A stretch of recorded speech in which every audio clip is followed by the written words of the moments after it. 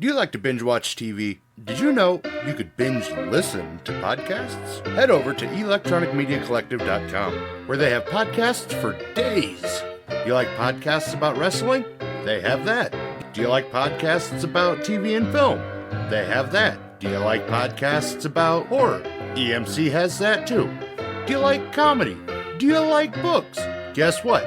They've got you covered. Head over to electronicmediacollective.com. Pick your favorite podcast today.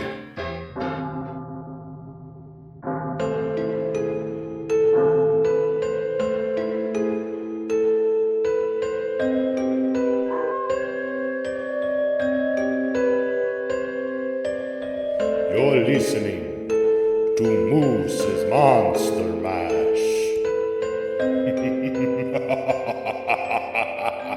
Welcome, Horror Hounds, to another all-new episode of Moose's Monster Mash. I'm your host, Moose, and we're back for another holiday episode of the podcast. And, you know, you might have noticed that this year there were no 13 Days of Christmas. Don't worry, it'll be back next year. Just took some time off this year.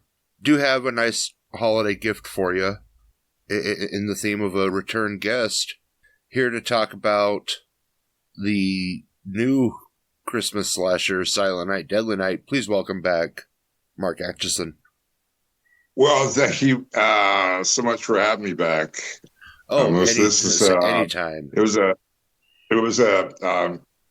very cool the first time we hooked up, and then of course, you know, we've done other things since, and you're like a brother to me, and thank you for taking any interest in Silent Night, Deadly Night, which is, I think, is a pretty cool kind of project that came out, and happy to talk about it. So I remember back when this was announced, it got mixed reactions, but the overall reaction was really positive because the 84 version is such this beloved. It's a Christmas staple for horror fans. Exactly. Yeah. You know, I mean, there's a lot of like Christmas themed horror movies, but you figure it was one of the first that created the genre. Yeah. It wasn't the first, but it was one of the first that created the genre. It was one of the original Christmas slashers, and yeah. It sticks with you, and it built this cult classic, and then had tons of sequels and spin-offs, and now to essentially go back and kind of reboot the thing, if you will, and modernize it is kind of a cool idea. Yeah, especially if you have the idea that Mike P. Nelson had when he wrote it and then directed it. I saw such a clear vision in his head when I read it, and then when we started working on it, what he wanted, right? And it certainly honored that template that began, Silent Night, Deadly Night, but it built on it. It went outside the box on a few different things, like tried things, and it had a soul to it, a bit of a conscience to it, where it wasn't just blind violence and vengeance. It had, if you will, a purpose, a meaning, if you want to say that. I say it seems to have more of like a driven, like a heartbeat sort of thing. Exactly. Yeah. A heartbeat. Very nicely put. Exactly. It has a heartbeat. The reviews have been mostly overwhelmingly positive. That's especially for a remake, that is insanely unheard of. You know, I mean, usually you get like it's 50-50, but like even the reviews that are bad are still good. So like it's crazy. So people are really enjoying this film. I haven't had reviews of my acting work done since I was on the professional stage, where that was a matter of course, where after you opened a stage play, you would get the papers writing about you or something like that. And I've done lots of movies and TV stuff, and maybe have had comments about my work after the fact, but no like reviews. So when the movie was first being shown, before it opened on December 12th, it was shown at a couple of flash scary horror things where people got to see it early in one location or something. And then they came out with their reviews. Well, I realized that you know they were commenting on the thing in real time, which is like really wild to me. So I've done, Musa, I've done lots of movies and stuff like that, but I don't expect any kind of press about it, during or immediately after. But they had a lot to say about this. They had a lot to say about how Mike handled it. They loved the relationship between Rowan and Ruby. Matthew Modine's daughter is in this. It seems to be primed and set up for a sequel like you wouldn't believe, right? Because it's just sitting there waiting for her to take it and wear it herself and go on to the next movie if they want. I don't know if they want or not. It certainly wouldn't involve me, but I'm just saying that they created something with legs. Oh yeah, and it was fun to be a part of it. Well, and to your point about your reviews, it's I wanted to touch base with you on that because you're used to playing such you're a character actor. You play these characters that are just there. They're Lunch pail is really the term. It's a guy, a workman sort of actor that goes in, does his 2 or 3 days worth of exposition, lays out a part of the plot or something like that in some way, adds a character twang to it. But and I've had some run of the movies and some guest starring thing. I've had that, but most of them just a lunch pail kind of guy, but you also know me as a voiceover actor. Yeah. Did a lot of cartoons and stuff like that. And I love that work. And this came along, Paul, and I saw the first time in my career, the marriage of the two. I got to do my voice work exactly how I wanted to do it. And I got to do it in a feature film, being the constant voice inside this guy's head. And I can't tell you, and the script was so good, right? I mean, right from the beginning, he asks, "What town are we in?" And he goes, "Hackett," and I go, "Hackett." I like the sound of that. And and it's just all delicious and fun, and it was a dream come true. For me, because I finally got to do the kind of thing that I had done, lots of times in cartoons for years and years, but I got to do it in a feature film, and it was like really, really fun. You get to kind of let loose and be you and just have fun with the role. And I think that's part of the reason why you specifically were named in a lot of the reviews, and that's, like you said, something you're not used to, because I'd say a third of the reviews I looked at were talking about how well you portrayed your character, even though you don't have a lot of screen time, you have a lot of screen time. And it was just being your friend and knowing you the way I do, that felt good for you, because you don't get that a lot. You get, the movie was good and these people were in it, but I'm reading these reviews and they're like, Mark Acheson's Charlie was XYZ, and it's like, oh, that's awesome. Good for him. Yeah. I mean, at this stage of my career, because, for the most part, I'm Well, I'm semi-retired. That means that I'll do stuff, but I probably won't chase after it much, and I don't get that many opportunities because anyway, it's a less than down thing.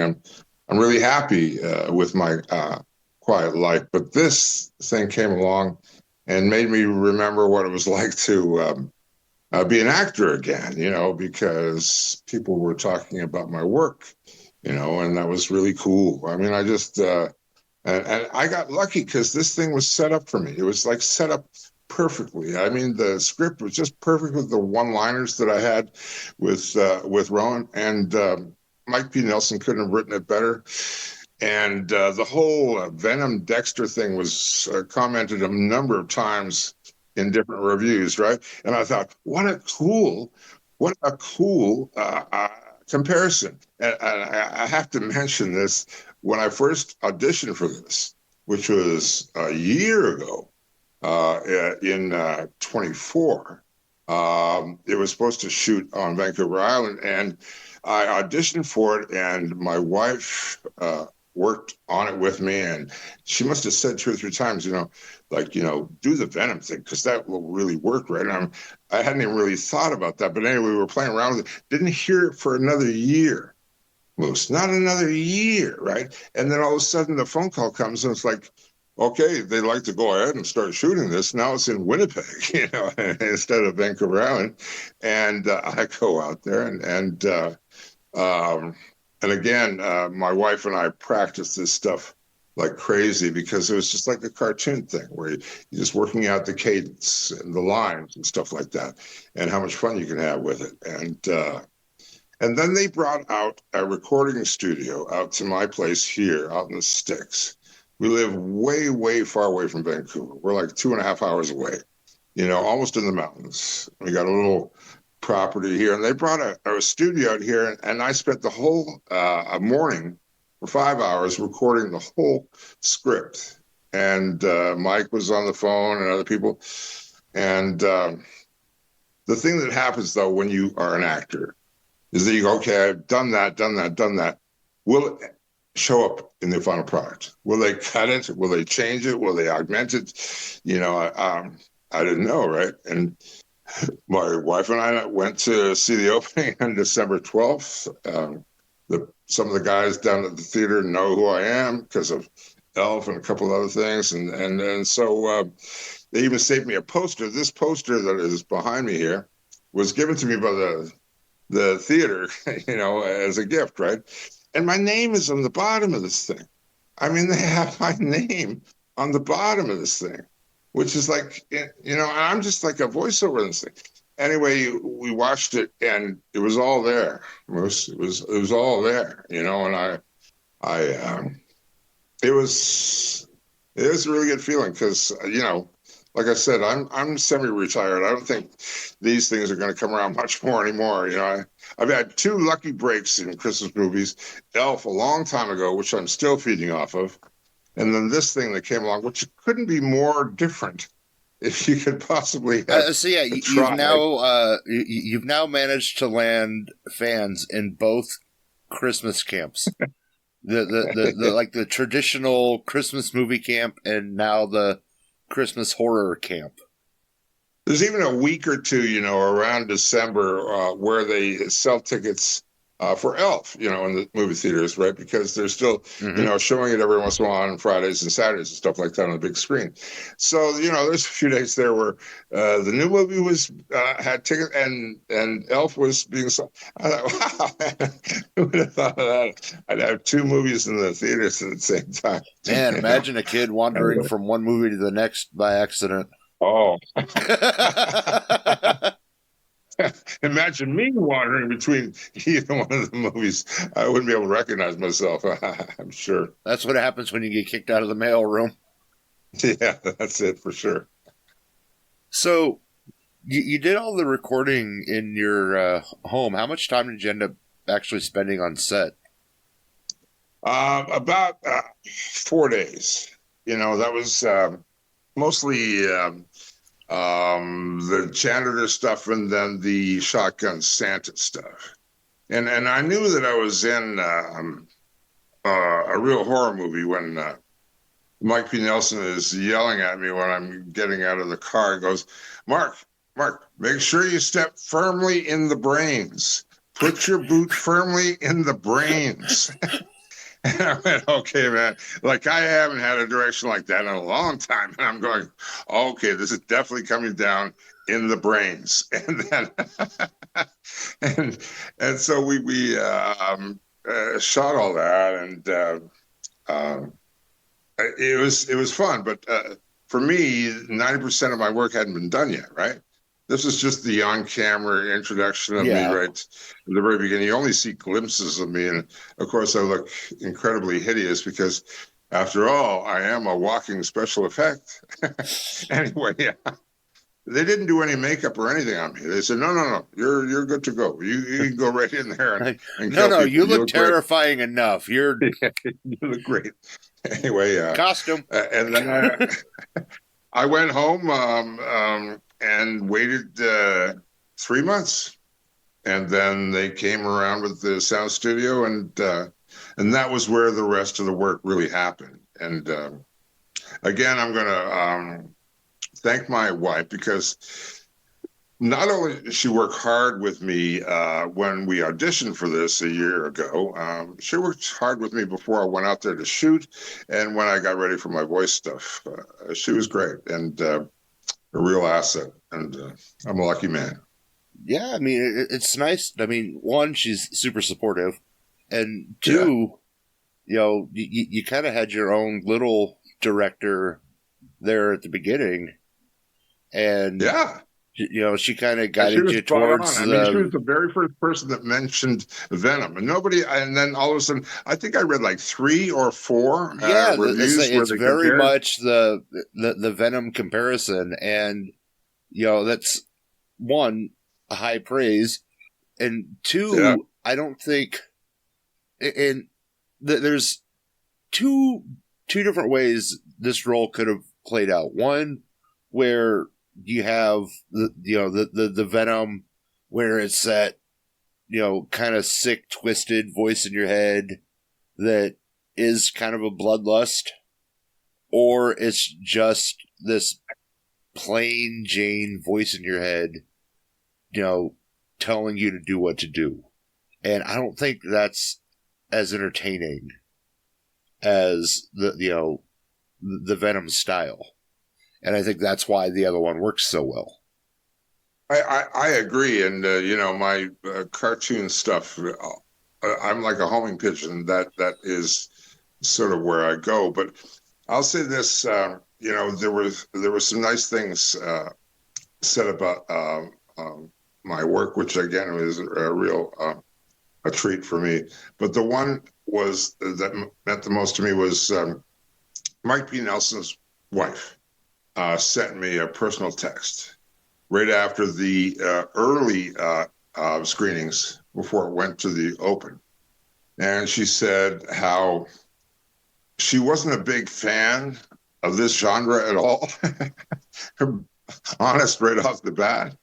But she said that I brought a lot of heart and conscience to it that made some sense out of all of it, and she thought that my contribution to the whole thing was really important. She thanked me for that, and I only shared that with, of course, my wife and my grandson and my agent, and now I share it with you. But I wouldn't post anything like that or anything like that. It was a personal thing, but that was the highest praise I could possibly get, was from Mike P. Nelson's wife, who just wanted to let me know, damn, man, nice, and I went, because that's what I was after, right? I mean, especially near the end when Rowan dies, and that means that my spirit inside him dies.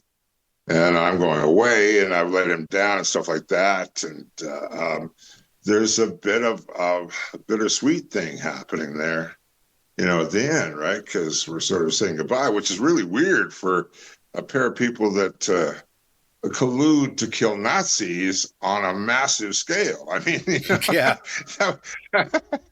Out of all the things that people talk about and think, oh, I loved it when he went after all the Nazis without guns. I love the Roman Nazis. Yeah. And just give me an axe. I don't need a gun. Just give me an axe. But it was a great thing to be a part of in my career, and a great group of people, because these are all they're all up and coming. Mike P is you're going to see his name for a long, long time. Rowan and Ruben, forget about it. I mean, they're going to go on to big, long careers. I mean, they're so young and so talented, and have so much pedigree already. They're going to do great. And so I just think, oh man, should have been another day I bought a lottery ticket. The same day as I got Elf, I should have bought a lottery ticket. And then when I got cast in this, I should have got a lottery ticket, because I won. I won like big time. Mike has an interesting look at things. Like, I really like his version of Wrong Turn. Yes. I would say that that's one of the best things he's done, except maybe this. I mean, I thought it was his strongest work, and it's different. Yeah, he has this different way of looking at things. Yes. And it, obviously it's, right now we're talking about two stories that have been told, and you get two very different retellings of the story, and it's amazing to sit back and watch them, to see just how vastly different his take on these stories are. They're a different prism altogether, right? The light refracts a completely different kind of way. I just thought it was so cool. And a thing that he has, which, not a lot of directors have, is a sense of chemistry. I mean, he probably knew that his writing would be okay for Rohan and Ruby. He had no idea that those guys would, they were really good. I mean, they were really, when they were together, they were a little bit more than either one of them separately, and they were good. And I just thought he had a real sense of the whole chemistry of the whole thing, and even the other characters, like the Nazi lady and all that, I mean, there's some broad, fun characters in there, and the grindhouse sort of chaptering of different pieces, right? Which gives it a nice stamp. I love that kind of thing. The early run of this movie, from the 12th, I think it was like a week, maybe 2 week run in theaters, did really well. And I think what's really going to, where you and the other actors are really going to see return on this, is when it hits video on demand and it gets a whole new set of legs. I think this thing's really going to blow up. Well, that from your lips to God's ears, Bruce. I mean, I hope that's the feeling that I get, but I don't know things that much. I honestly, I don't go and look at my own work hardly ever. This was sort of different for me. I would never go, I mean, I went to Elf, okay, but that's the last time I went to a movie, where I knew I was going to be in it. But I don't. But to be a part of this and to know that it's a smart script. I mean, it is. I had read the script. I'd read the whole script, right? But I didn't realize how smart it was until I saw it compiled, put together, And I went, this is really slick. It's really, really good, And I thought it tied up things really cool. And I think there should be a sequel where Rohan does all of the vocal work, inside of Ruby's head. I don't know, I mean, just let pass it on. the female be the. Yeah, exactly. And that's what I think it should be. But I just thought that I knew that there was two other movies in this and the heredity of this movie that people had known and trusted. 1984, I think, was the first one, and there was another one after that. But this one has its own special legs, I think, and will. I mean, I hope it streams well. I hope that it does well because, Mike P. It was a very tough, it's a very tight budget. They didn't have a lot of money, but he did amazing things with what he had. It's just amazing, Well, and like, I watch the 84 version every year, every December I watch it. And it's one of those movies where it's really cheesy. But I like it. It falls right into that like good camp horror. I mean, there are some cringeworthy parts, but it's good camp horror. Yeah. Like I've seen people call this, a goofy horror remake, stuff like that. It's kind of silly. It's like, well, what the hell else is it going to be? It's a guy in a Santa suit killing people. I mean, we're not talking Shakespeare here. But the difference is the movie doesn't take itself too seriously. That is so important. I mean, you really nailed it there, Paul. That is the thing where people get put off right away. But if you're having fun, and that's been my rule in everything I've done, is if you find a way to have fun, usually the audience is having fun. Usually every time that connects, every time. And so this movie has fun all the time. That's the kicker. It's, if you're going to have a silly, goofy horror movie, lean into it. And that's one of the things, Mike and his team are really good at is he knew that this can't be a serious movie. On its surface, there's no way that you could take this movie and be serious. And why should it be? No. Why the hell should it be? Have fun. Go out, make a fun movie, and just, end of the day, put out a fun product. And like you said, when you're having fun, the audience has fun, and it correlates across the screen. And I think that's the difference between cringy and a good time. Is the movie knows, hey, we're a silly movie. We're just having a blast. Well, we're silly in a really kind of special way. I mean, the whole for me, the voice talking to him was just like so damn cool. I loved it right from the start. I remember the first line that I recorded for the audition way back. He decides he's going to go in there and do something. And the first line that I said, on tape was, "Oh, geez, this is going to go bad." And I knew, and my wife knew. We knew we had the hook. We had the hook in the mouth, and that they would have to bite, right? And because that was how it was written. It was written just like, sometimes he's talking to Charlie, and sometimes Charlie used to make comments, and they're, oh man, there's so many lines that I loved saying and recording, that I had such a blast. And that reminds me, of like great things that I've done in the past. And it's always been great writing. It has always been great writing every damn time. If I can't remember a line, it's because it's usually written poorly. But if it is like a song, like lyrics to a thing that it's just like, oh man, just let me sing it again, brother.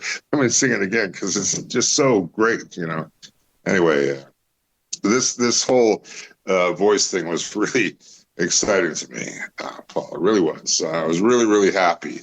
And whether it streams well or not, I don't care. But there's a piece of me now, voice-wise, in a feature movie, and I dig that. I dig that a lot, This is what I was trying to say earlier, being your friend and, knowing you as long as we, known each other. This was... When this was announced and the cast list was announced and everything, like, I was happy for you, knowing that you've always been like this character actor, or like, you get these kind of like lead voiceover roles, but they're, these limited roles, et cetera, like Lord Tyrek and different things like that. And then this movie comes along, and like you said, your name's on the poster.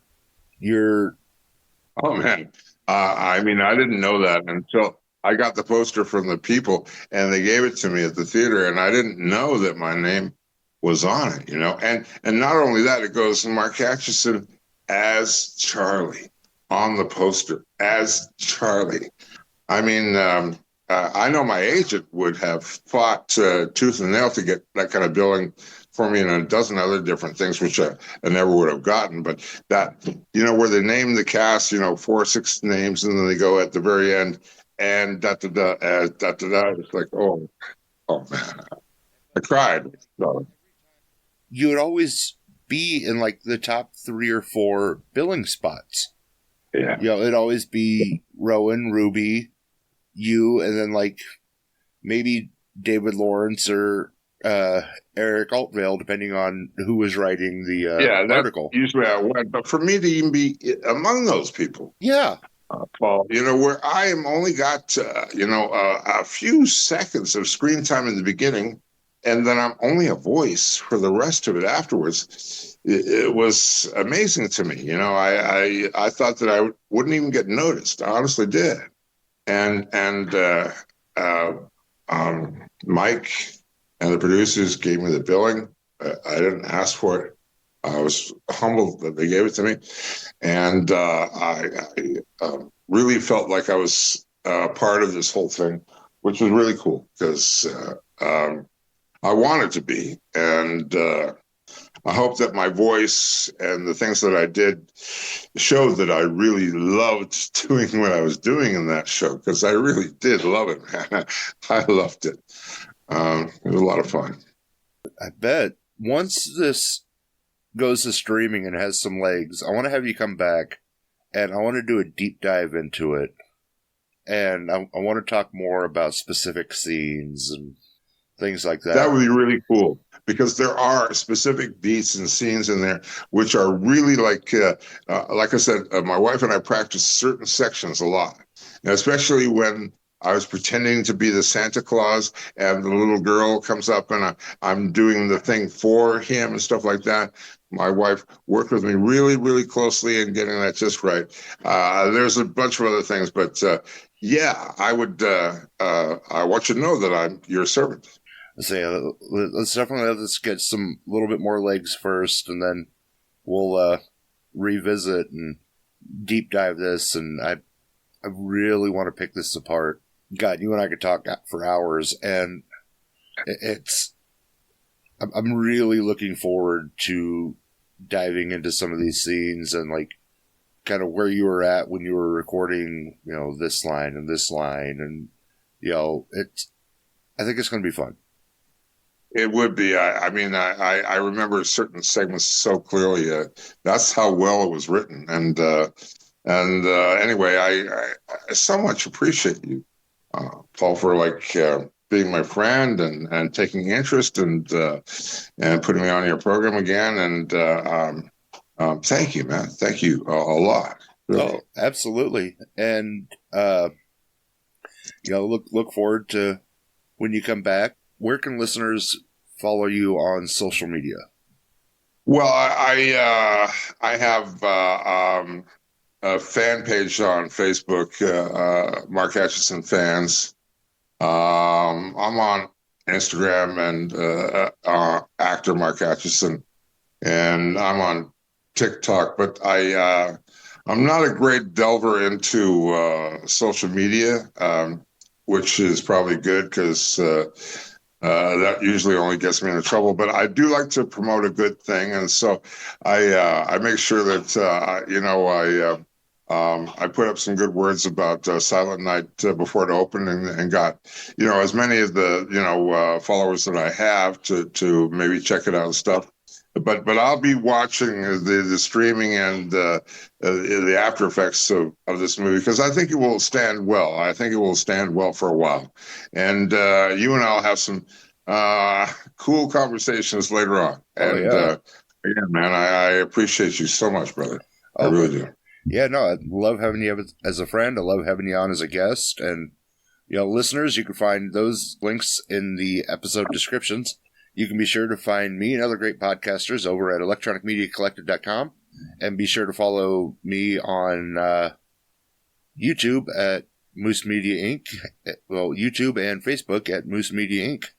Follow this man because he asked the questions that need to be answered. Thanks a lot. Thanks a lot, Moose. Thanks a lot, Paul. Oh, absolutely. And, it's always a pleasure having you on. And this, if you do nothing else in your semi-retirement, this could be a hell of a way to go out. This is a nice way to leave. I think exactly the same way as you. I mean, I'm almost 70. This is a nice way to walk away after being over 50 years in this business. This is all I've done for 50 years. So to walk away at 70 on this, yeah, I'll take it. Well, until next time, Horror Hounds, mash on.